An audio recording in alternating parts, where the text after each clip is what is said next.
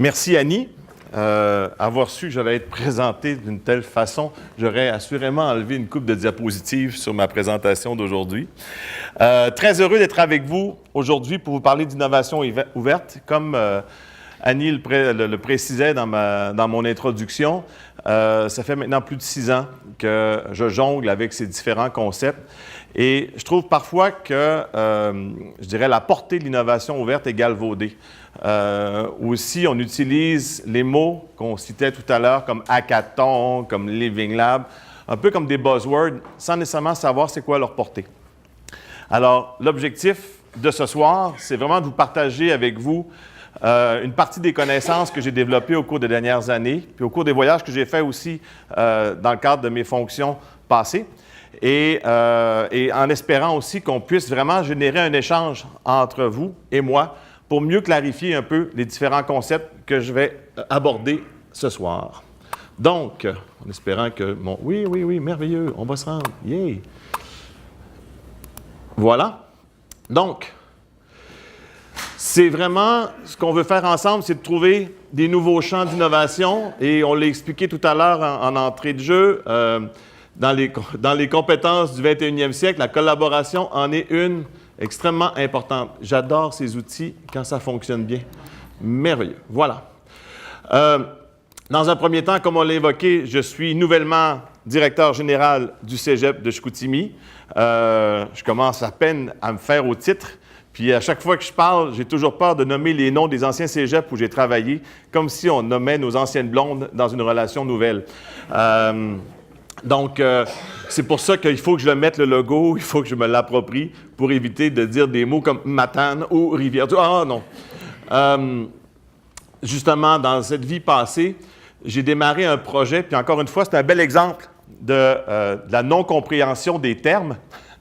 Quand on a nommé le Centre de recherche sur les pratiques d'innovation qu'on voulait mettre en place au sein du Cégep de Rivière-du-Loup, on a appelé ça le Living Lab en innovation ouverte. Vous allez voir plus tard qu'il a fallu qu'on patine sur un méchant temps pour pouvoir réussir à faire le lien entre le nom Living Lab et l'innovation ouverte. J'étais en conférence à Amsterdam, puis un Français qui est venu me voir en me disant « Monsieur, c'est un pléonasme. Le Living Lab, c'est l'innovation ouverte. » Je dis « Oui, je vous remercie, mais au début, on ne savait pas trop ce que c'était. Ça fait que c'est pour ça qu'on a fait cette erreur-là. » Finalement, cette organisation, maintenant, après s'être appropriée, je dirais, les concepts, est devenu membre du réseau européen des Living Labs, le European Network of Living Labs, et a fondé aussi le réseau francophone des Living Labs, qui relie des Living Labs qui opèrent en Belgique, en France, en Suisse, dans le Maghreb et dans l'Ontario francophone également. Et pour ce qui est du réseau européen, même s'il porte le nom d'Européen, il couvre l'entièreté de la planète, donc il y a des Living Labs qui sont membres d'ENOL, autant en Amérique du Sud qu'en Asie, qu'en Australie. Donc, le LIO, qu'est-ce qu'on faisait? Dans le cadre de cette organisation-là, donc, on formait sur les pratiques d'innovation ouverte, on assurait du transfert, on faisait de la recherche, on développait des concepts avec nos clients et nos collaborateurs, et on a fait beaucoup d'animation, beaucoup de facilitation. Donc, les 3 objectifs de la présentation de ce soir, c'est vraiment de vous initier aux grands principes de l'innovation ouverte, mieux comprendre les concepts, les leviers, les outils, les attitudes, comme Annie l'a évoqué, puis d'appliquer les méthodologies aux enjeux de la ville intelligente. Et j'ai marqué également ville sensible. Tout à l'heure, dans la présentation, vous allez voir que la terminologie ville intelligente est en train de changer vers le concept de ville sensible, notamment les gens du Media Lab au MIT à Boston penchent beaucoup plus vers cette dernière appellation que la notion de ville intelligente. Pour commencer, innovation ouverte et fermée. Mettons un peu de lumière sur ce concept. Oups, je suis allé du mauvais côté. Donc, d'où vient l'innovation ouverte? Quelle a été l'évolution du modèle pour se rendre jusqu'à celui-ci? Dans un premier temps, dans les années 50, 60, lorsqu'il était le temps de faire de l'innovation au sein des entreprises, notamment nord-américaines, donc dans les 3 grands, je dirais, volets d'une entreprise, à savoir la fabrication, le marketing et la vente, ce qu'on faisait, c'est qu'on prenait... C'est fatigant, ça. On prenait l'ensemble des idées et des connaissances de notre organisation, on les mettait dans un entonnoir pour obtenir un peu plus tard, on l'espère, notre cible de marché. On s'est aperçu que ce système-là ne fonctionnait pas toujours. Est-ce qu'il y a des gens qui se rappellent du gâteau Betty Crocker? Oui? Est-ce qu'il y en a qui savent qu'est-ce qu'était l'aventure avec le gâteau Betty Crocker? Non? Après la guerre, ils ont voulu faire un gâteau, une préparation pour sauver du temps à la ménagère américaine. Dans le fond, tout ce que la personne avait à faire, tout était déshydraté, c'était de rajouter de l'eau dans le mélange, mélanger, mettre au four. D'après vous, est-ce que ça a fonctionné? Oui, entrez. Non, ça n'a pas fonctionné. Pourquoi? Exact. Autrement dit, la ménagère américaine ne sentait pas son rôle important. Elle ne trouvait pas que n'importe qui pouvait rajouter de l'eau. Savez-vous qu'est-ce que Betty Crocker ont fait après avoir vu l'impact sur le marché, donc aller cerner les besoins du client? Crack an egg, casser un œuf, mettez-le dans le mélange. Et c'est ça qui a finalement amené ce produit-là à aller de l'avant. Donc, c'est important d'aller chercher la perception de notre client avant de développer et de continuer à innover. Au-delà de ça, dans les années 80, au-delà des besoins du client, on s'est aperçu qu'on n'avait pas le monopole de la connaissance. Ah, que je déteste ça. Qu'on n'avait pas le monopole de la connaissance. Donc, on est allé chercher aussi des idées et des connaissances qui ne provenaient pas nécessairement de notre organisation. On allait chercher du know-how qui nous provenait de d'autres entreprises, parfois complémentaires aux nôtres, rarement compétitives ou concurrentielles à ce que nous, on faisait. Et on allait chercher des technologies tierces qui n'étaient pas des technologies développées par notre organisation. Dans les années, fin des années 90, début des années 2000, Henry Chesbrough de Berkeley, a commencé à voir que le modèle a éclaté complètement. C'est-à-dire que les organisations ont non seulement utilisé leurs connaissances internes, ils ont pris les idées et les connaissances venues d'ailleurs, ils ont troué notre entonnoir pour pouvoir permettre finalement à l'entreprise non seulement d'atteindre son marché, mais d'aller vers de nouveaux marchés, d'essaimer des technologies qu'eux avaient développées sur une base de licence vers d'autres organisations, puis même faire de la filialisation, ou du co-investissement, vous savez, de l'intrapreneurship à l'intérieur de leur boîte, à l'intérieur de leur modèle d'affaires. Un modèle qui est très, je dirais, en accord avec cette approche-là. Apple faisait des ordinateurs. Bien maintenant, ils font des iPhones. C'est une connaissance qui n'était pas dans la boîte, qui n'était pas chez Apple, qui a développé le premier iPod. C'était quelqu'un qui venait de l'extérieur. Ils ont utilisé des technologies tierces et ils sont allés chercher un nouveau marché. Plutôt que s'ils avaient conservé une approche d'innovation fermée, ils auraient rejeté cette opportunité-là en voulant dire de quelle façon on peut encore améliorer l'utilisation d'un ordinateur portable, d'un ordinateur personnel. Wow. La différence entre l'innovation ouverte et l'innovation fermée dans la posture de l'organisation, dans la culture de l'entreprise. Puis vous allez voir, il y a encore des entreprises qui continuent à maintenir cette approche-là. Autrement dit, si ce n'est pas inventé chez nous, on va le faire. C'est sûr qu'on va être en mesure de pouvoir le réaliser. Donc, on va tout faire ça à l'interne entre nous autres. On va trouver la nouvelle invention, le nouveau produit. Wow! Tandis qu'à l'innovation ouverte, on se dit, nous, on veut le meilleur, peu importe d'où ça vient. Que ce soit de chez nous ou que ce soit d'une autre entreprise, on va aller le chercher pour l'appliquer dans notre organisation, dans notre développement de produits. Le rôle des clients, on va voir tout à l'heure l'impact qu'ils ont en innovation ouverte. Mais ici, voici, c'est mon produit. Est-ce que vous le voulez? Ça vous intéresse? Achetez-le. Donc, il est bénéficiaire passif. Tandis qu'en innovation ouverte, le client, il est co-innovateur. C'est lui qui vient contribuer à l'innovation, à la nouvelle invention. Les compétences clés bien évidemment, quand tu es fermé, tes compétences, il faut qu'elles soient dans la conception de ton produit et du service de ton organisation, de ton entreprise. Tandis que quand tu es en innovation ouverte, ta compétence clé, c'est de savoir de quelle façon mon produit peut se différencier de la compétition, puis aussi de quelle façon je vais gérer les partenaires qui collaborent avec moi dans une approche d'innovation ouverte. L'évaluation du succès de l'innovation, bien évidemment, innovation fermée, est-ce que finalement ce que j'ai consacré comme énergie, comme temps dans ma boîte a pu permettre d'augmenter mon chiffre d'affaires? En innovation ouverte, est-ce que j'ai amené quelque chose de nouveau, ce qu'on appelle une innovation qui est disruptive? Un peu comme tout à l'heure, je donnais l'exemple du iPod, du iPhone, qui était une innovation qui était disruptive. L'attitude à l'égard de l'API, bien, dans une innovation fermée, bien, tu t'assures qu'il n'y a personne qui va te copier. Tu as des codes pour entrer chez vous, tu veux éviter que les gens prennent des photos de tes plans, tandis que quand tu es en innovation ouverte, bien, non seulement tu peux acheter des pays de d'autres organisations, tu peux vendre la tienne, tu peux même la laisser libre dans une approche de Creative Commons où les autres personnes peuvent aller l'utiliser.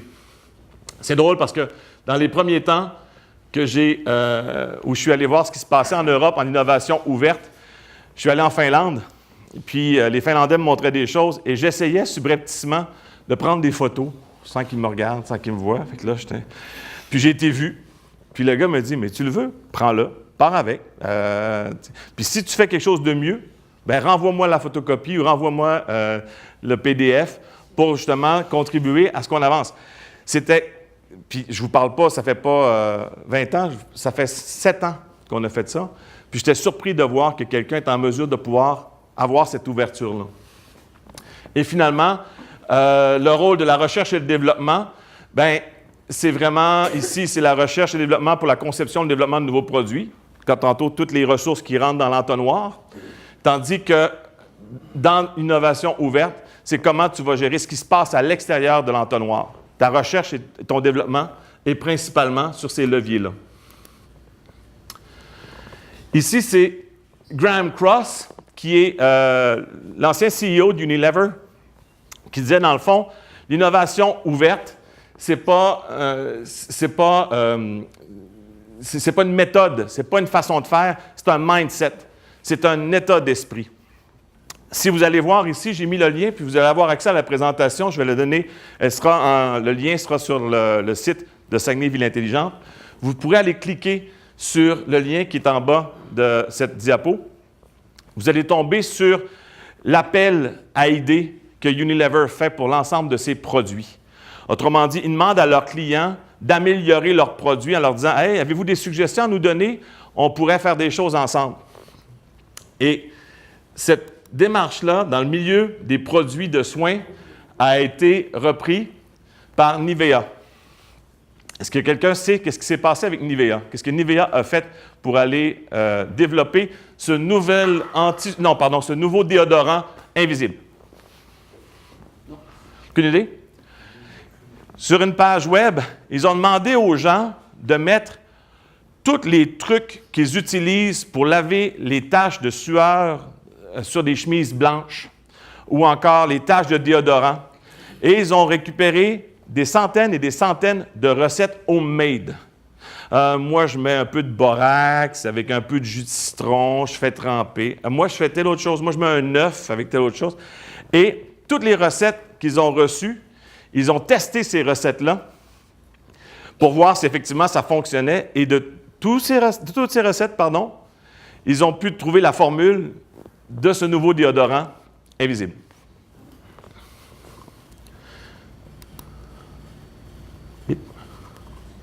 Ah! Oui, c'est bon. De ça, des approches d'innovation ouverte. J'ai beaucoup de stock sur ma présentation, c'est pour ça qu'on fait des sauts comme ça. Puis un précis, c'est incroyable pour ce qui est de la nausée. Fait que s'il y a des gens qui ont le tournis, vous pouvez vous lever, aller rejoindre Jean à l'entrée. En termes d'innovation ouverte, il y a des choses qu'on commence à s'apercevoir, qui, il y a peut-être 20 ans, n'étaient pas là, qui maintenant font partie de notre quotidien. Une des premières initiatives d'innovation ouverte, Wikipédia, en termes de crowdsourcing. Autrement dit, les utilisateurs de Wikipédia deviennent les concepteurs, deviennent les fournisseurs de contenu pour l'encyclopédie. Vous avez des plateformes de collaboration comme Bright Idea, Idea Scale, qui finalement offrent leurs services à des compagnies qui veulent aller chercher des idées de leurs clients ou encore des gens du milieu. Vous avez sûrement vu celle-là, je pense qu'on a eu des publicités. Ça, c'est la fiche américaine. Mais trouvons une saveur américaine ou trouvons une saveur canadienne pour nos chips. Des chips à la poutine, des chips au sirop d'érable et au cheddar fort. Bien, c'est du crowdsourcing. On va chercher des idées, non pas dans notre entreprise, mais chez les consommateurs qui mangent nos chips. Amigo Express, c'est aussi du crowdsourcing. Finalement, les chauffeurs viennent développer, viennent appuyer un modèle d'affaires qui a été mis en place par un tiers. Et est-ce qu'il y a des gens qui reconnaissent la barre électrique qui est ici en haut à droite? Ça, c'est quelque chose de vraiment intéressant. C'est une compagnie américaine qui s'appelle Quirky, Q-U-I-R-K-Y. Eux, ce qu'ils font, en termes de crowdsourcing, ils mettent sur leur page web, ils demandent aux gens de mettre des problèmes. Les gens écrivaient des problèmes et les gens pouvaient voter pour le problème le plus urgent à solutionner. Donc, moi, là, je suis tanné d'avoir mes fils qui se ramassent autour de ma patte de chaise. Mon power bar n'est pas très beau. Je trouve ça laid comme objet. C'est vraiment moche. Ah oui, tout le monde, on va travailler sur ce problème-là, puis vite. Fait que le problème, une fois qu'il avait été identifié et priorisé, passait sur une autre page. Et dans l'autre page, les personnes qui allaient sur le site de Quirky pouvaient émettre des solutions. Avez-vous pensé faire telle chose? Ce serait intéressant avec du ruban gommé. De toutes les solutions, les gens votaient pour la meilleure. Et des meilleures solutions qui ont été identifiées, Quirky en retient une ou la jonction de 2 ou 3 et développe un produit en approche prototype. Il en fait 100, il le vend. Et si le produit est vendu, bien, il dit « Ah, il y a un marché, donc je peux aller en production à grande échelle. » Donc ça, maintenant, cette barre-là, vous pouvez le trouver chez Walmart ou au Costco. Mais ce qui est chouette, c'est que toutes les personnes qui ont contribué dans la filière reçoivent des royautés. Donc, la personne qui a mis le problème va recevoir un pourcentage des ventes. La personne qui a mis la solution va chercher un pourcentage des ventes et les autres personnes ainsi. Dans les autres modèles, les autres tendances qui ont été amenées, entre autres aussi en lien avec l'innovation ouverte, l'économie de l'expérience. Un café, là, bien, peut-être qu'ici, c'est une vieille image, mais c'est peut-être plus nécessairement 2 sous ou 3 sous les grains dont vous avez besoin pour vous faire un café. Là. Mettons 25 sous. On s'entend pour 25 sous. Quand vous l'achetez dans un supermarché, bon, vous le payez peut-être 50 ou 75 sous la livre ou peu importe. Quand vous l'achetez en café filtre, vous le payez 1,5 piastre, mais quand vous l'achetez chez Starbucks, vous le payez 6. Si vous allez le prendre à Charles de Gaulle, à Roissy-Charles de Gaulle, à Paris, je peux vous dire une chose, vous le payez 7 €. C'est du café, mais vous achetez une expérience. Vous achetez une expérience, tu t'appelles François, on met sur ta tasse François, le latte à la citrouille, voici, on te le donne, profites-en, bois-le bien. Puis en plus, l'expérience, il faut qu'il soit partagé. Vous avez sûrement déjà vu ces compteurs-là, vous en avez pour Facebook, ça c'est un compteur Instagram parce que Facebook s'est rendu out. C'est un compteur pour dire « J'ai pris mon café à tel endroit, c'était fantastique et je l'ai partagé à tous mes amis qui vont venir aussi vivre cette expérience-là comme moi. » Donc, cette notion-là est rendue extrêmement importante. L'autre chose aussi que l'innovation ouverte a pu permettre, c'est l'ajustement des produits au maximum. Grâce au web, une paire de Stan Smith, des espadrilles Adidas, vous êtes en mesure de les faire exactement comme vous voulez. Je voudrais avoir la petite bande ici en arrière, mauve, ce serait chouette, et l'autre bleu. Puis je voudrais, sur d'autres produits, avoir mon nom inscrit à tel endroit. Donc, on essaie d'ajuster le produit au maximum aux besoins du client. Un autre élément de l'innovation ouverte. Et finalement, la production de proximité avec Lego. Autrement dit, vous êtes en train de construire une tour, un pont, il vous manque 3 pièces Lego pour pouvoir la compléter. Vous allez voir ça de plus en plus. Rifkin en parle beaucoup. L'économie du producteur, autrement dit. Vous allez pouvoir produire vous-même votre bloc Lego qui vous manque. Lego a rendu disponible les modèles 3D de ces blocs. Les gens ont dit, ça n'a pas de bon sens, il va se mettre en faillite. Non, non. Il sait très bien qu'en faisant ça, il va créer une fidélisation. Les gens vont continuer à acheter ces blocs, mais quand ils vont être mal pris, ils vont pouvoir aller chercher le bloc qu'ils ont besoin pour continuer leur expérience Lego. La compagnie Lego est une des compagnies qui a fait le plus de chemin avec l'innovation ouverte. À la fin des années 80, cette compagnie-là faisait banqueroute. Savez-vous comment ils ont redéveloppé leur modèle d'affaires? Ils ont mis l'enfant au cœur de leur stratégie de développement. Ils n'ont pas fait des produits puis ils ont testé avec les enfants. Ils ont travaillé avec les enfants dans la conception de produits à la base. Autrement dit, les enfants qui ont dit « On aimerait ça avoir des Lego Harry Potter, ça serait super le fun. On aimerait ça avoir des bioniques, des personnages. » Donc, ils ont créé les nouveaux produits avec des enfants. Donc, production de proximité qui est un autre élément important dans le développement des nouvelles avenues en innovation ouverte. Pour ce qui est de notre enjeu ici de ville intelligente, si on veut amener des mécanismes d'innovation ouverte, quelles sont les différentes étapes auxquelles on va être confronté? La première, c'est ce qu'on fait ce soir, c'est-à-dire de se familiariser avec l'innovation ouverte. C'est quoi les termes? Qu'est-ce que ça nous permet de faire? Donc, c'est la première étape qui est importante. La conférence va être disponible sur vidéo, fait qu'évidemment, au-delà de la centaine de personnes qui est ici ce soir, on pourra évidemment la diffuser pour continuer cette familiarisation-là. Dans un deuxième temps, des amorces, autrement dit, commencer à faire des projets avec des leviers d'innovation ouverte. Qui sait, peut-être dans 3 mois, on va faire un hackathon pour que les gens puissent vivre l'expérience. Parce qu'on peut en parler longuement, mais tant qu'on ne l'a pas vécu, on ne sait pas exactement ce que c'est. Donc, faire une amorce. Donc, identifier de quelle façon on va pouvoir utiliser l'innovation ouverte pour générer du changement et mettre notre ville encore plus intelligente. La troisième étape, c'est d'évaluer ce qu'on a fait.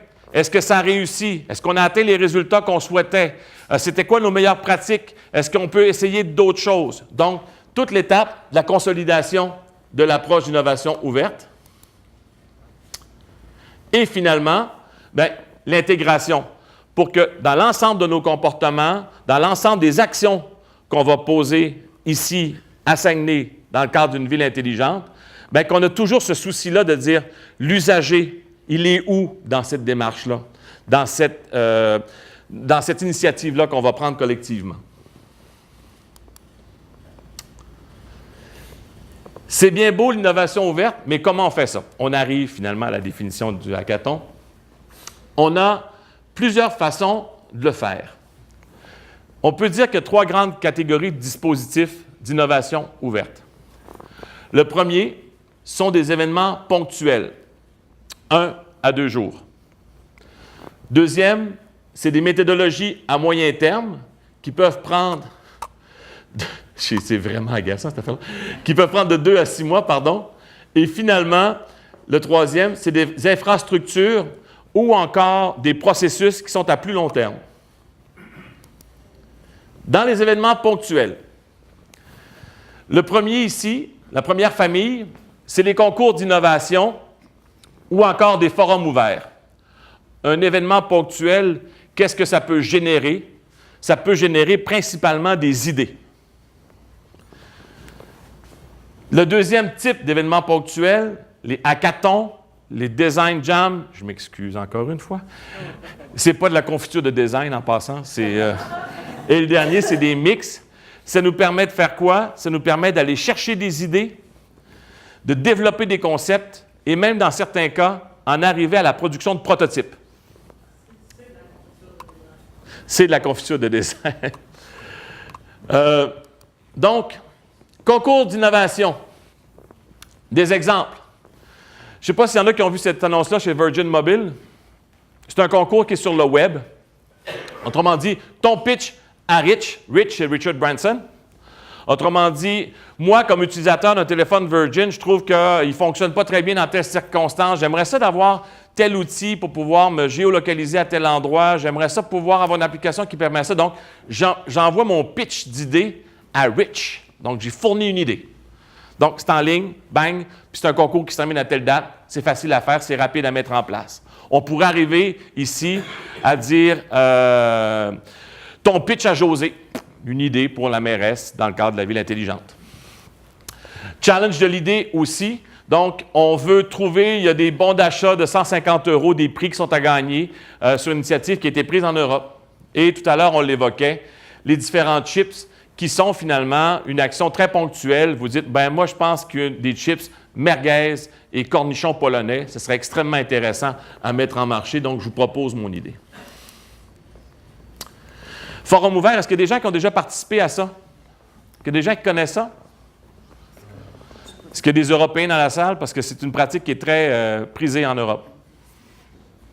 Forum ouvert, dans le fond, c'est un événement d'une journée.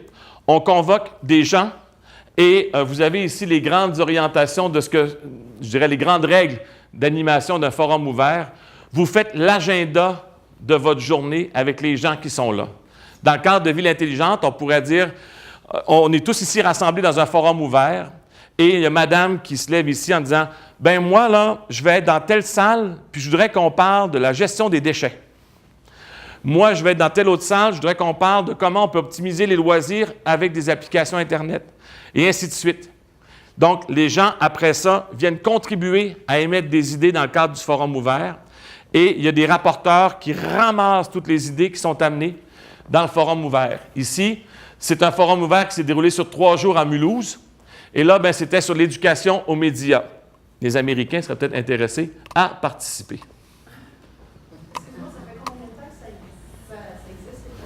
Au-dessus d'une 20aine d'années, facilement. Les hackathons. Puis ça aussi, c'est un terme qui est galvaudé, mais quoique récemment, dans ce que j'ai lu, on commence à l'utiliser pour d'autres fins que des outils logiciels. Autrement dit, des hackathons, c'est une activité hacker aussi. Donc, on rassemble des gens, des geeks, des gens en informatique, des codeurs de talent, et l'organisation qui les reçoit leur pose des problèmes. Et on leur demande de voir si, avec leurs connaissances numériques, ils sont en mesure de pouvoir trouver des solutions aux problèmes qu'on émet. Un des gros, actuellement, qui fonctionne un peu partout dans le monde, c'est le Hacking Health. Okay? C'est dans le secteur de la santé. Autrement dit, des hôpitaux, des centres de santé disent « on a des problématiques. Est-ce qu'avec des solutions numériques, on est en mesure de pouvoir régler ces problématiques-là? » Un exemple de ce qui s'est fait à Sainte-Justine, ils en ont fait un il y a peut-être 3 ans à Sainte-Justine, avec une pathologie qu'on connaît bien ici, la fibrose kystique.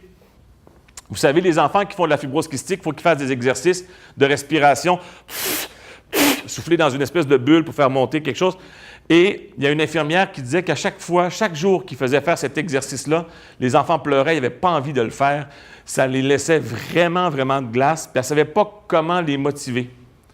Il y a une équipe qui a fait le hackathon de Sainte-Justine qui ont réussi à plugger l'appareil pour souffler sur un iPhone. Ils en ont fait un jeu. Ils en ont fait un jeu vidéo sur l'iPhone, sur l'iPod, puis avec des scores de tous les enfants qui avaient de la fibrose kystique dans l'aile de soins à Sainte-Justine. Et finalement, les jeunes avaient hâte de jouer, de faire leur exercice pour voir s'ils sont capables de battre le meilleur score de leur ami qui est dans l'autre chambre. Ça, c'est une application qui a été développée dans le cadre d'un hackathon. Mais hackathon, on parle toujours d'applications numériques. C'est en lien avec de l'informatique, des ordinateurs, du développement d'applications. Il y a une autre chose qui a été faite aussi à Sainte-Justine, c'est pour les enfants qui sont avec des troubles du spectre de l'autisme, difficulté de faire de l'interaction sociale avec les gens. Alors, ce qu'ils ont fait, c'est qu'ils ont créé des avatars et un environnement d'avatars pour que les jeunes puissent interagir. Ils sont aperçus que c'était plus facile de travailler avec des avatars que d'interagir directement. Donc, c'est mon avatar qui vient vous parler et c'est votre avatar qui vient me répondre. Donc, hackathon. Est-ce que c'est clair? Excellent. Design Jam, la confiture de design. Ça, c'est un enjeu en lien avec une problématique très ciblée, mais dans un contexte comme celui-là, on n'a pas besoin nécessairement de gens en informatique. On peut avoir tout type de personnes qui viennent contribuer au développement dont le Jam est l'enjeu. Ici, un qui marche beaucoup, et il y a un mouvement mondial, c'est le Government Jam. Autrement dit, c'est pour la fonction publique. Donc, il y a des enjeux, il y a des problématiques en lien avec la fonction publique, avec le gouvernement, la façon que l'administration publique règle des problèmes, et on demande à des gens de venir trouver des solutions. Donc, ils viennent non seulement identifier les solutions, mais ils viennent identifier des problèmes, mais ils viennent apporter des solutions aux problèmes qu'ils ont identifiés. Et ça, il y en a partout dans le monde. J'ai pris un exemple de celui qui va avoir lieu à Rotterdam en 2018. Game Jam, vous avez compris, c'est pour faire des jeux. Oui? Moi, j'étais un peu là, l'ancienne, je dirais, génération. Est-ce que ça peut s'apparenter à ce qu'on appelle un remue-ménage ou un design?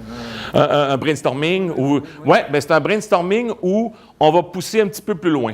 On va essayer d'amener vers des concepts, vers quelque chose qui va être réalisable. Autrement dit, les gens, vous allez voir tantôt dans le mix, qui est un plus bel exemple encore, les gens vont avoir 72 heures pour en arriver à un prototype utilisable.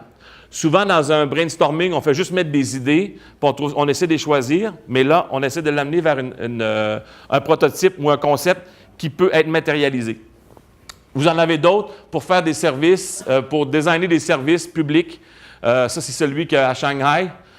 Pour l'économie circulaire, trouver des solutions pour augmenter notre posture en termes d'économie circulaire, donc acheter localement et ainsi contribuer à notre économie locale. Ici, regardez dans le Government Jam, il avait adopté un fonctionnaire. Je l'ai mis là, j'ai trouvé ça chouette. Fait que je trouve que les gens ont besoin d'amour. Les mix. Ça, les mix, c'est une initiative qui a été prise à Lyon, qui est en train maintenant de se développer sur une base mondiale. Donc, la première initiative qu'eux ont fait, mix, c'est pour mixer tout type de talent, tout type de compétences, tout type de connaissances. Ils l'ont testé avec des musées. Ils ont appelé ça Muséo Mix. Donc, c'était les musées qui donnaient finalement à la communauté, écoutez, on a 4 terrains de jeu là, sur lesquels on aurait besoin de vos talents. Il y a un musée pour tous, c'est un terrain de jeu. On a un autre terrain de jeu, c'est comment montrer l'immontrable dans un musée, parce que vous savez, ils ont des archives, il y a des choses qu'on ne voit pas si ça ne fait pas l'objet d'une collection. Un autre terrain de jeu pourrait être X, Y ou Z. Et les gens viennent passer un week-end, remixer le musée, voir comment on peut donner accès à comment on peut trouver des solutions aux enjeux, aux terrains de jeu qui ont été proposés. Et ça, bien, vous voyez, c'est le premier week-end de novembre, ou le deuxième week-end de novembre, et c'est partout dans le monde. Donc, ils en ont un, il y a un musée mix pour avoir lieu à Paris, un à Londres, un à Sydney en Australie, un autre à Los Angeles. Donc, c'est un mouvement qui devient international. Inspiré de ça, ils ont fait le EduMix. Et l'année dernière, à Rivière-du-Loup, on a mis le fabuleux mix, qui était les entreprises de notre région. Puis c'est encore une chose qu'on pourrait faire aussi dans la ville intelligente. Autrement dit, on pourrait donner des défis, des terrains de jeu à la ville et rassembler des gens qui ont des connaissances, qui ont un intérêt, passer 72 heures pour venir tenter de résoudre ou encore de trouver des solutions. Donner un exemple.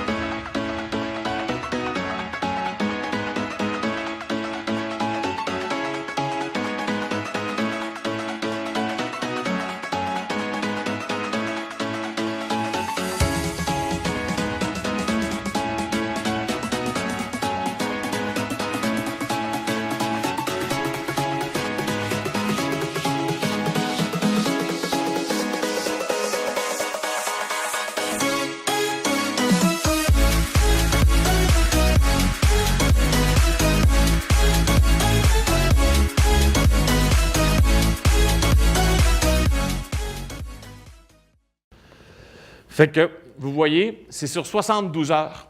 Et c'est vraiment, je dirais, un marathon de créativité. Moi, j'en ai fait 2. Puis j'en ai organisé 2. Puis c'est vraiment, vraiment extrêmement enlevant. On est 72 heures non-stop avec l'équipe pour essayer d'en arriver à développer un prototype que la population, que les usagers vont pouvoir tester en temps réel. Donc, c'était la première grande famille, court terme. Deuxième grande famille, à moyen terme. Vous avez dans cette famille les ateliers de co-design qui permettent de créer des choses. Vous avez le design de service et la résidence d'innovation ouverte qui vous permettent d'explorer, d'expérimenter. Et finalement, le Change Lab, encore une fois une expression anglaise, et les cercles d'apprentissage. Heureusement, c'est une initiative qui est finlandaise, mais ils ne l'ont pas mis en finnois, fort heureusement pour nous tous. Donc, qui permettent de développer des capacités au sein des organisations et des milieux. Atelier de co-design. C'est sur une durée à peu près de... Ça commence avec une activité de type une grande journée de brainstorming, de remue-ménage. On identifie des projets qui sont priorisés par l'organisation, par le milieu, et tranquillement, on détermine des acteurs qui pourraient en faciliter la réalisation. Donc, toute la notion de co-construction, vous voyez ici, ça c'était une activité qu'on avait animée dans le secteur touristique, et des activités et des projets qui ont été retenus. Il y en a 6 qui se sont réalisés en dedans de 6 mois. Dont celui-là ici, qui est un circuit de tourisme d'aventure le long du Saint-Laurent. Et vous en avez d'autres aussi. Quand vous marquez co-design, initiative de co-design sur le web, vous allez voir des actions qui ont été prises par beaucoup de communautés et de petites communautés sur cet enjeu. Design de service, ça pourrait s'appliquer autant aux entreprises qu'à des organisations publiques. Vous voyez ici, ça c'est le parcours client, le parcours de l'usager. Par exemple, je suis directeur général du Cégep, donnons-nous ça comme exemple, et je veux revoir le parcours de l'étudiant, donc dans mon établissement. Je pourrais inviter des étudiants à travailler avec moi sur le design de service, des employés, des enseignants, des parents, des gens de l'extérieur, et on essaie d'identifier à quel endroit il y a de la grogne, à quel endroit il y a de la difficulté dans ce développement-là, et de quelle façon on peut prototyper des nouvelles solutions ensemble, identifier des nouvelles solutions. Donc, c'est ce qu'on appelle le design de service.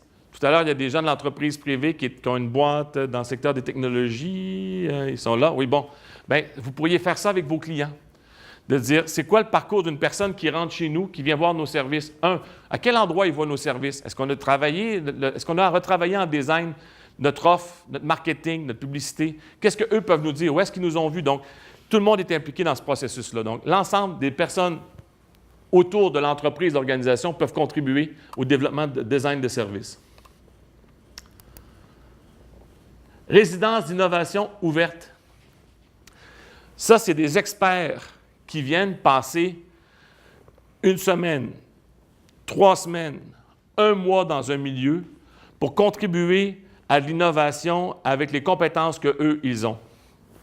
On appelle ça parfois, il y a un groupe qui font des labos publics éphémères. Donc, ils s'installent, ils vont prendre possession d'un milieu et ils vont identifier les problématiques à résoudre et ils vont contribuer à mettre en place des démarches d'innovation ouvertes.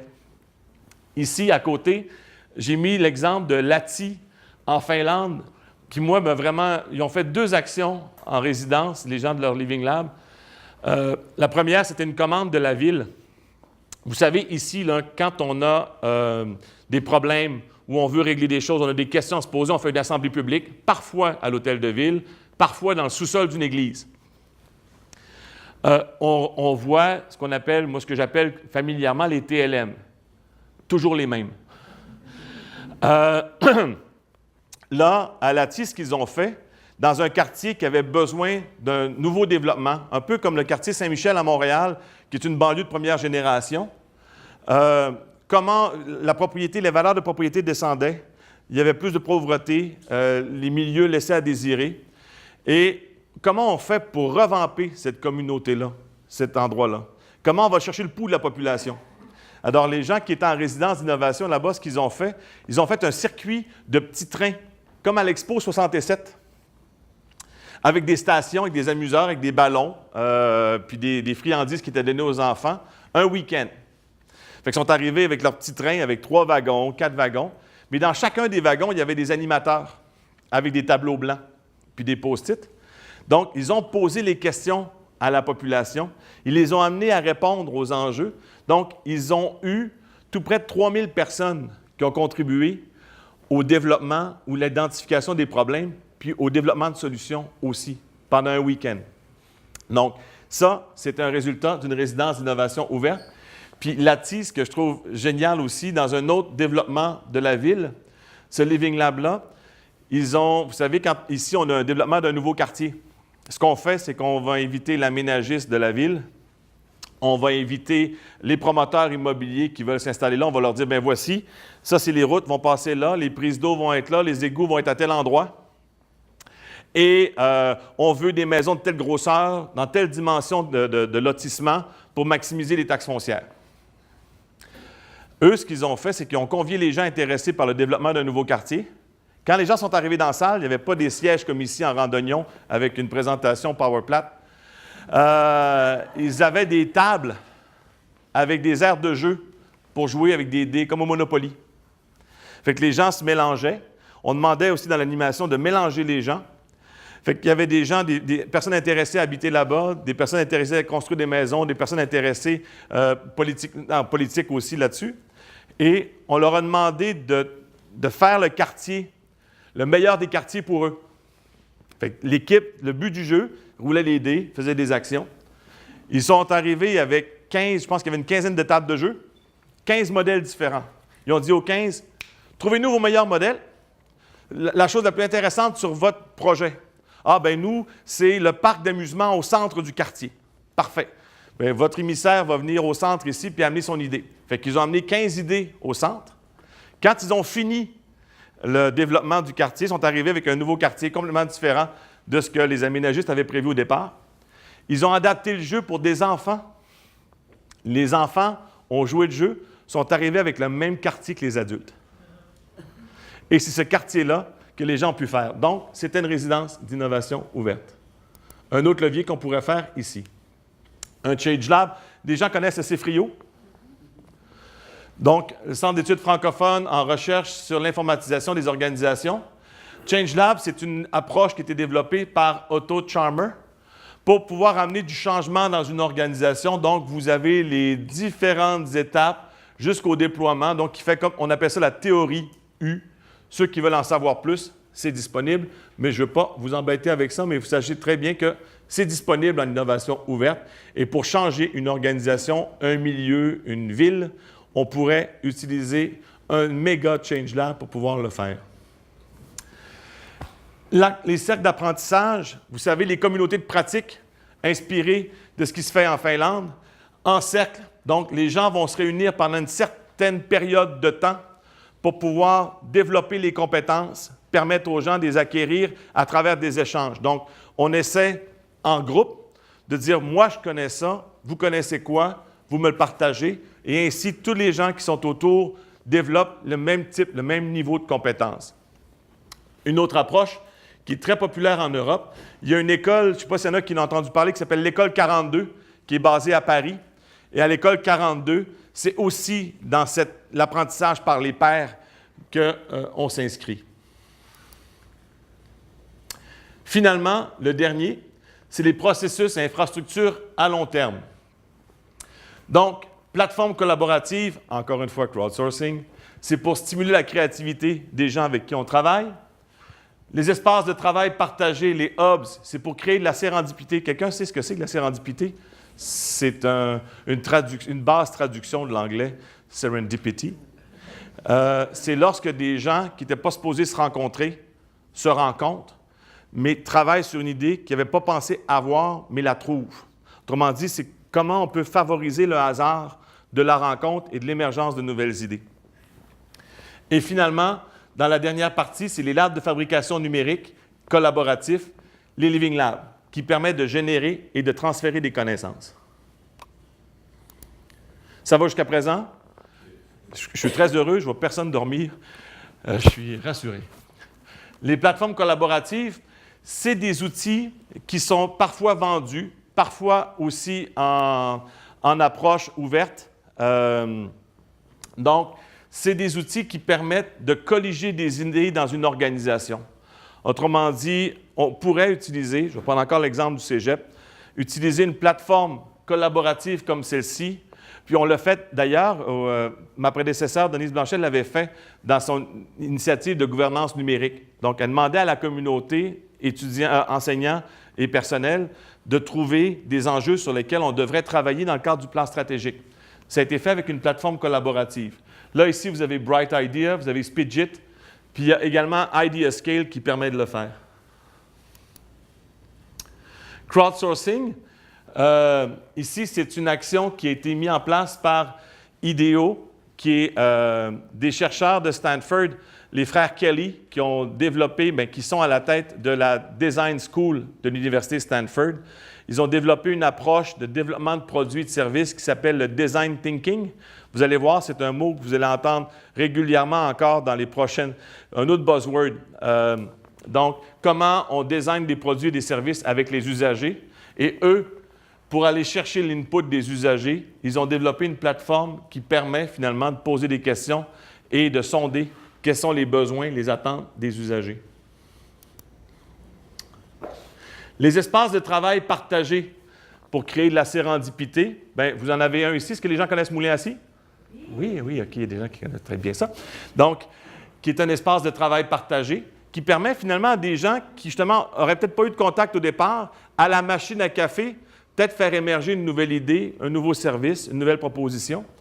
Et vous avez la chance d'aller voir cet endroit-là qui est à Montréal, qui est dans le quartier Myland, tout près des studios de chez Ubisoft, un espace qui s'appelle Temps libre, qui est également un espace de coworking, de travail collaboratif, mais aussi un espace culturel. Donc, il y a de la médiation culturelle, il y a des artistes qui exposent, il y a des prestations, il y a des conférences, un milieu extrêmement dynamique et effervescent, inspirant aussi.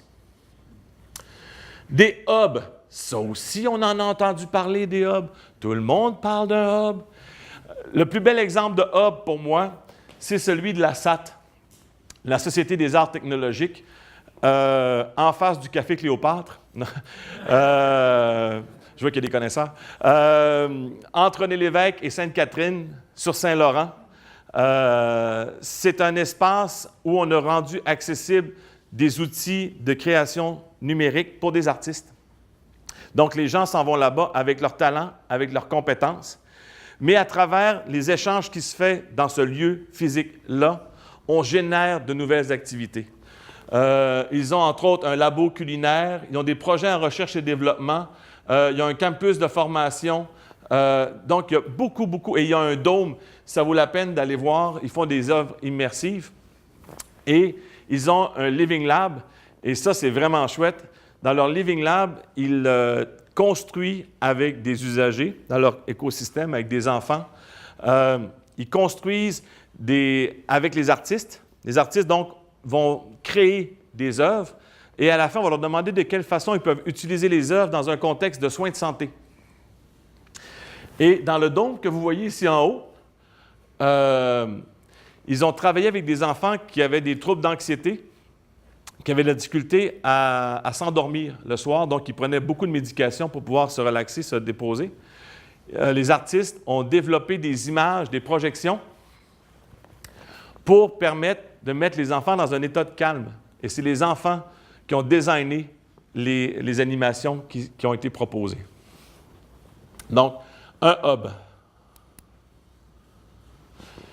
Le laboratoire de fabrication numérique, c'est ce que vous entendez communément évoqué comme étant un Fab Lab. Des Fab Labs, vous avez ici ce qu'on doit retrouver dans un Fab Lab. Premièrement, je dirais un état d'esprit. Dans un Fab Lab, c'est rien de commercial. Puis Patrick, tu pourras corriger si je dis des âneries. Il n'y a rien de commercial. Donc, c'est un endroit où les idées sont pour tout le monde. Si vous arrivez, puis c'est une communauté qui est extrêmement divergente. Ça peut être autant personnes âgées que des enfants qui viennent dans un Fab Lab, mais ils doivent arriver là-bas avec un projet, ou encore générer un projet une fois arrivés sur place et documenter le projet sur un wiki. Si moi, par exemple, j'ai envie, vu que je suis souvent en déplacement, d'avoir un système d'arrosage de plantes qui serait contrôlé par mon iPhone avec des Arduino ou avec des processeurs électroniques, bien, je m'en vais là-bas. Je dis j'ai ça comme projet. Je vais aller consulter le wiki. Il y a peut-être quelqu'un dans un Fab Lab à Stockholm qui l'a déjà développé, mais ce n'est pas exactement ce que je veux. Donc, je prends ce qu'il a fait, j'indique sur le wiki que je pars de ses bases, mais je l'améliore avec les connaissances que je peux avoir ou avec les gens qui sont dans le Fab Lab. Et je le reste disponible pour que peut-être quelqu'un qui va être à Cracovie va utiliser le modèle que j'aurais fait dans le Fab Lab. Et dans le Fab Lab, on rend accessible des logiciels de modélisation 3D, des machines à commande numérique, des CNC, des découpeuses laser, des machines-outils, du matériel électronique, des ordinateurs, de quoi également programmer, souder, coudre. Donc, vous avez la gamme des outils qui reflètent un peu les personnes qui se trouvent dans le Fab Lab. Si vous avez des gens qui sont passionnés de couture, il y a des chances que vous ayez une surjeteuse puis une machine à coudre. Mais si vous avez des gens qui sont des maniaques de bois, ça se peut que vous ayez un planeur aussi dans votre Fab Lab. Fab Lab, vous allez peut-être aussi entendre des choses comme un makerspace, un espace de fabrication. C'est dans le même esprit. Un tech shop, dans le même esprit aussi. Donc, mais le Fab Lab, il y a vraiment derrière cette espèce de posture de partage qui est là, qui est présente. Le Living Lab, le dernier n'est non le moindre. J'ai vu aujourd'hui, c'est pour ça que j'ai rajouté les diapositives, que j'allais démystifier c'est quoi un Living Lab, parce que j'en entends souvent parler, puis ça m'agace un peu de voir que cette approche-là est un peu galvaudée. Un Living Lab, si on fait la traduction littérale, c'est un laboratoire vivant. Donc, ça pourrait être un aquarium. Des poissons rouges qu'on observe, puis on met d'autres sortes de nourriture, puis on voit comment ils vont réagir. Ça peut être un laboratoire vivant aussi. Mais dans une approche d'innovation ouverte, un Living Lab, c'est quoi? Donc, c'est une philosophie, une stratégie, un processus où l'usager est le moteur de l'innovation.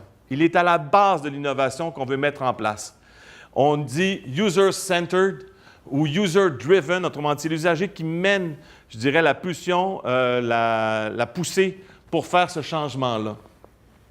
Pour pouvoir mettre en place un Living Lab, il faut créer un écosystème qui parfois va s'intéresser à une thématique. Donc, on peut dire, il y a un qui est magnifique, d'ailleurs, un Living Lab à Rennes qui s'appelle le Centre culinaire contemporain, qui ont créé un écosystème autour des usages culinaires. Autrement dit, comment on gère une cuisine. Donc, ils ont travaillé avec des personnes, non seulement des chefs, pour voir comment eux travaillaient, mais aussi monsieur et madame tout le monde, voir comment ils géraient leur cuisine. Mais ça peut être aussi dans le transport durable, pratique agro-environnementale, un Living Lab sur l'éducation, sur l'énergie. Dans le cadre d'un Living Lab, on pilote des projets d'innovation avec une équipe pluridisciplinaire. Donc, pluridisciplinaire, quand on parle d'un Living Lab, c'est un partenariat public, privé, population.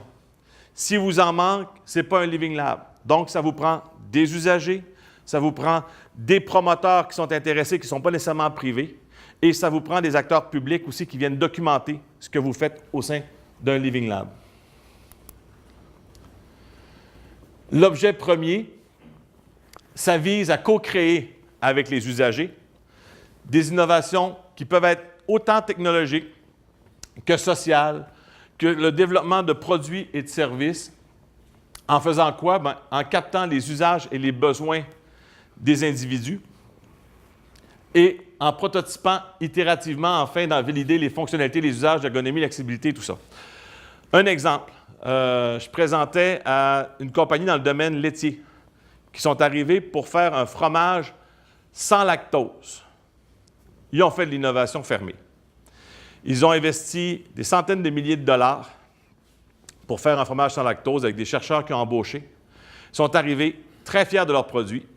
ils ont fait une présentation, ils ont invité des gens allergiques au lactose, ils ont fait une soirée 20 fromages.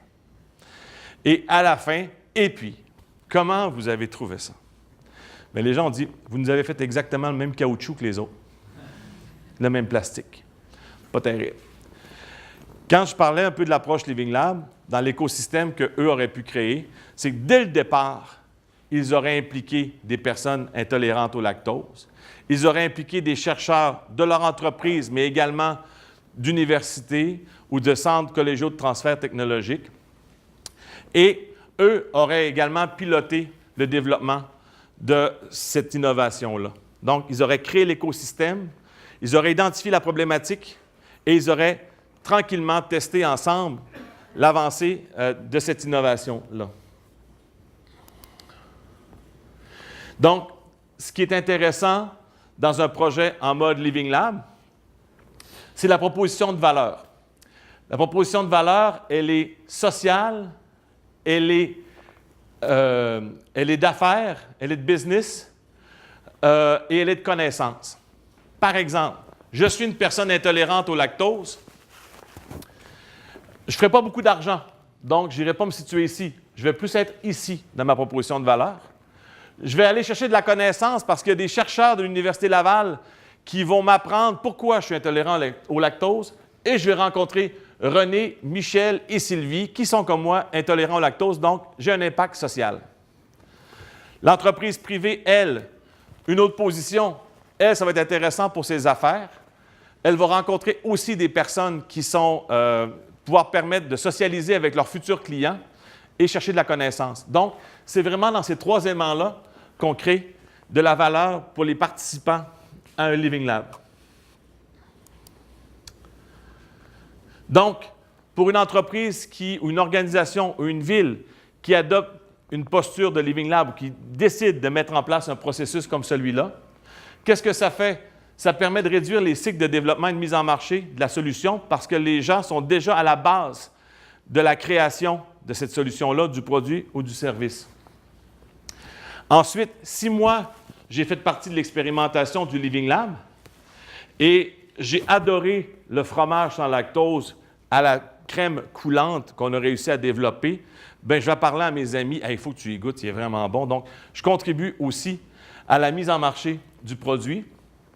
Puis aussi, la connexion est plus riche avec les usagers, donc ça permet à chaque fois de bonifier le processus d'innovation.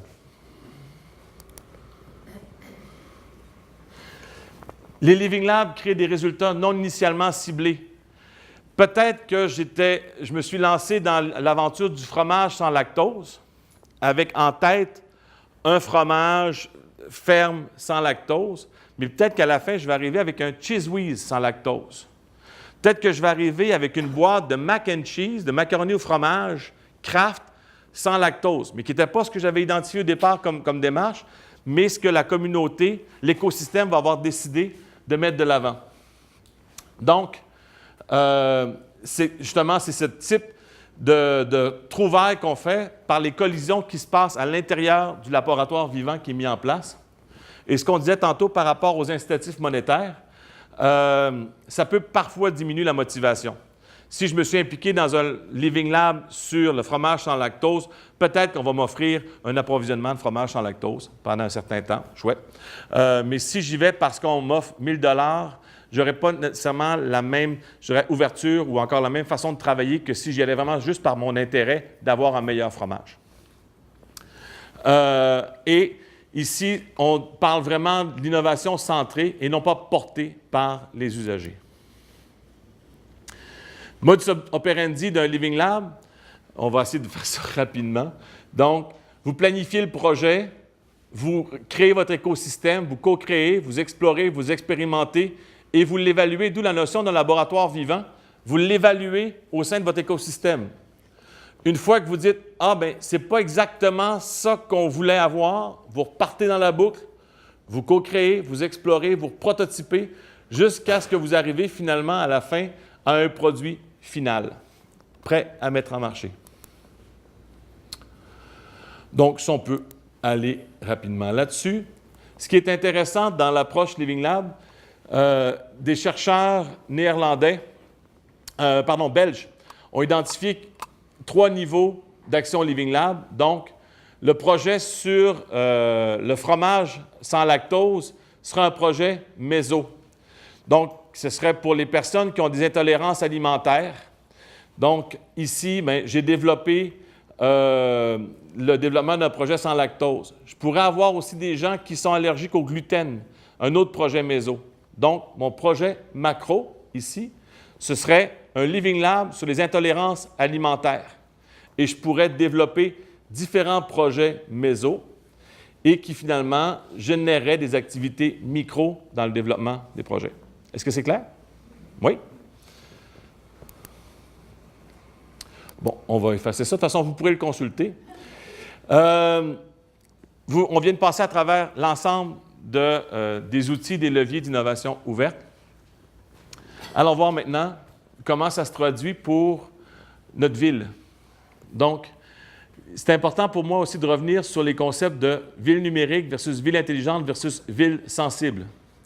Donc, la ville numérique, c'est le point de convergence entre la génération de données par les services publics et les utilisateurs. Donc, tous les datas que vous fournissez, que vous générez dans une ville numérique, elles peuvent être réutilisées et permettre de développer des choses entre la ville et les services publics et les utilisateurs.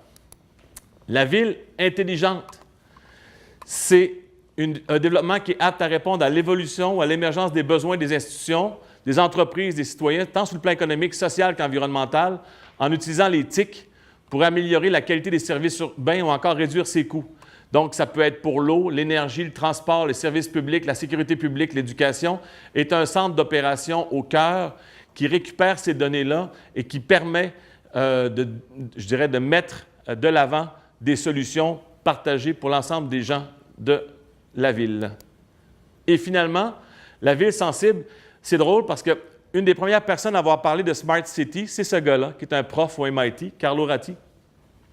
Et il a dit, moi, la ville intelligente, je trouve ça un peu réducteur. Puis je trouve que ça inclut pas, entre autres, les personnes qui ne sont pas des utilisateurs du numérique. Donc, on parle plutôt d'une ville sensée ou d'une ville sensible qui se sert des technologies pour mettre les gens au cœur de la ville. Donc, je trouve que dans ce qu'on a à vivre comme organisation, en début de Saguenay Ville intelligente, c'est quelque chose qu'on pourrait faire. Ma souris vient de mourir.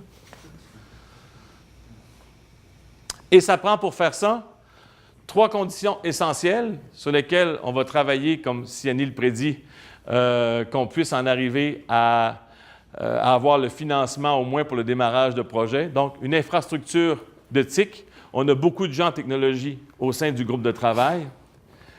De se définir un cadre intégré de gestion.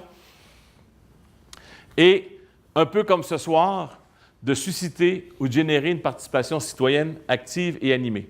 Merci. Oui. Des exemples de ce qui s'est fait dans un contexte de ville intelligente. L'urbanisme, vous voyez, ça c'est le jeu qui avait été développé avec les enfants, avec les gens de Lahti en Finlande. Transport en commun, je ne sais pas si vous connaissez cet outil, Transit App. Quelqu'un le connaît? Oui.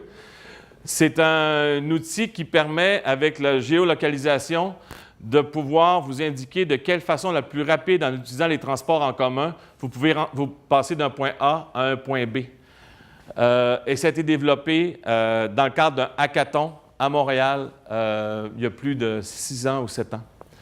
Le développement aussi, la plateforme Je vois Montréal, qui est maintenant rendue Je fais Montréal, qui était aussi à l'origine du bureau de la ville intelligente de la ville de Montréal. Des services publics, une bibliothèque à Paris où c'est les usagers qui ont défini la bibliothèque. Et un autre élément très éloquent, c'est le budget participatif de la ville de Surrey, en Colombie-Britannique. C'est eux qui ont gagné Ville intelligente de l'année il y a 2 ans au Canada. Et on peut faire ça comment? Bien, comme je vous l'expliquais tout à l'heure, soit avec des dispositifs ponctuels ou temporaires, comme ceux que j'ai présentés, ou encore des dispositifs long terme et continus. Prochaine étape. Et là, tu peux aller cliquer sur un des exemples inspirants. C'est la ville de Lyon qui a une organisation qui s'appelle TUBA.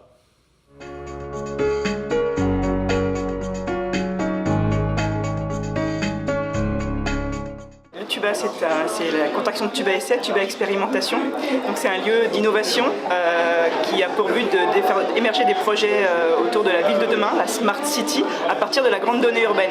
Donc on accompagne des projets collaboratifs et des entreprises, PME, start-up, grands groupes et les projets de la collectivité pour développer leurs services de demain. Bilan, je crois, très positif, puisqu'aujourd'hui le TUBA c'est 40 partenaires, c'est plus de 180 start-up rencontrées, 80 qui sont passés dans nos différents événements de mise en relation, 18 qui ont significativement fait avancer leur projet grâce à nous. Et puis 2017 sera l'année de la consolidation de l'offre TUBA avec de grands projets comme des challenges autour de la qualité de l'air, autour de la mobilité et du tourisme, et aussi des projets autour de l'ouverture de données, toujours et encore, puisque nous sommes qu'au début de l'ouverture des données, de la donnée urbaine, et notamment autour de la donnée citoyenne, de self-data. Donc, c'est un exemple d'organisation de ville intelligente qui est basée à Lyon, s'appelle TUBA. Et non seulement ils ont une intervention autant en amont qu'en aval, c'est-à-dire qu'ils vont chercher les données ouvertes de la ville, les données ouvertes des grandes entreprises aussi, et en aval, ils invitent des gens qui sont dans des modèles de start-up à venir à leur donner accès à ces données-là pour qu'ils puissent démarrer. Donc, ils accompagnent dans le démarrage d'applications et de nouveaux outils. Et finalement, ils ont, depuis quelques années, les citoyens peuvent aussi générer de la data pour la ville de Lyon pour pouvoir optimiser, entre autres, les espaces publics, les différents endroits. Ça, c'est le modèle de TUBA à Lyon. Et l'autre en dessous que je vous invite aussi d'aller visiter ou d'aller voir avec le lien Internet, c'est Forum Virium qui est à Helsinki. Eux, dans une approche de ville sensible, ils sont vraiment dans la ville qui favorise le mieux-être des citoyens. Vous savez, depuis plusieurs années, la Finlande est un modèle de référence en termes de bien-être de sa population. Puis je peux vous dire que les actions que Forum Virium met de l'avant contribuent sensiblement à cette, je dirais, à cette réputation-là internationale que la Finlande s'est bâtie. Alors, c'était la présentation que je voulais vous faire. J'espère que je ne vous ai pas trop étourdi.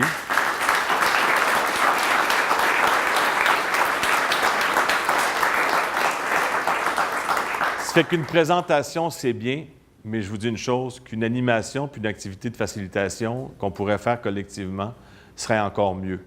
Maintenant, vous êtes plus familier avec les différents leviers, avec qu'est-ce qu'on pourrait faire, puis on vous invite à venir contribuer sur la page Facebook de Saguenay Ville Intelligente, aussi sur la page web de Saguenay Ville Intelligente, avec peut-être des idées, des suggestions d'actions avec des leviers d'innovation verte qu'on pourrait initier collectivement.